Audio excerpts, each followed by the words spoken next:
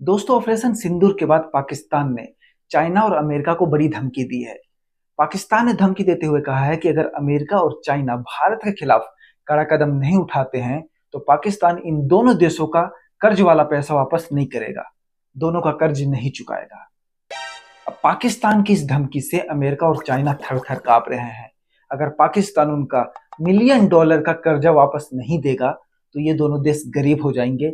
इन दोनों देशों के पास, अमेरिका और चाइना के पास, रोटी खरीदने के लिए, जहर खरीदने के लिए, चूहे मारने की दवा खरीदने तक का भी पैसा नहीं रहेगा।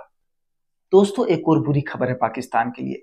मसूद अजहर के भांजा भांजी, भाई भाभी सब मर गए हैं। तकरीबन 10 से 14 लोग उसके परिवार के मर चुके हैं।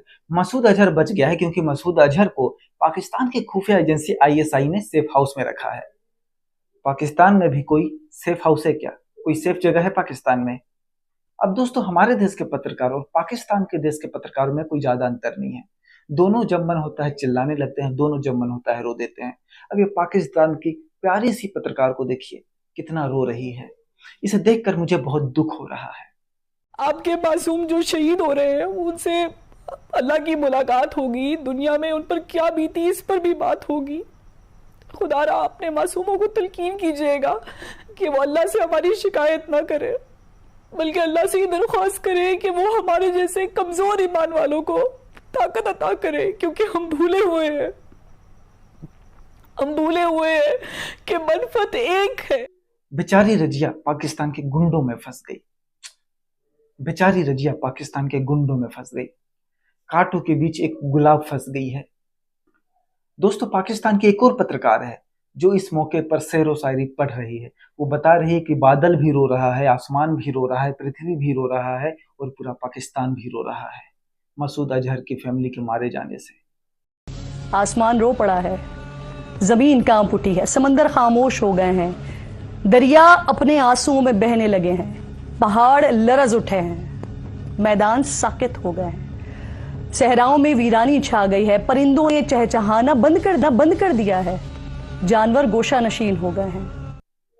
पाकिस्तान इतना गरीब है कि वो ट्रैक्टर की ट्राली में लाश ढो रहा है।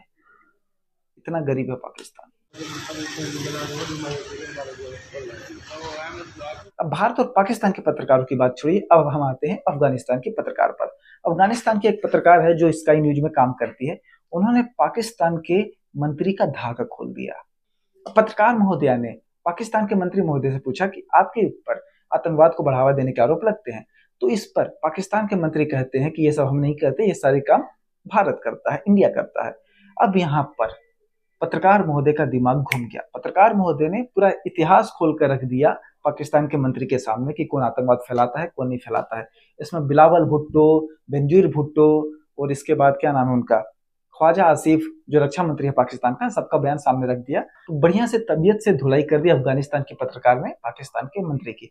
अब इस जगह पर भारत के पत्रकार होते तो उनके अंदर का राष्ट्रवाद कूट कूट कर बाहर आता, जो फर्जी राष्ट्रवाद है, वो गाली गलौज करने लगते कि अभी हमको गाली दो, हम भी आपको गाली देंगे, और कुछ पैसे भी पाकिस्तान के मंत्री को दे देते टीवी पर आने के लिए। तो ये अंतर है हमारे पत्रकार में और दूसरे देशों के पत्रकार में।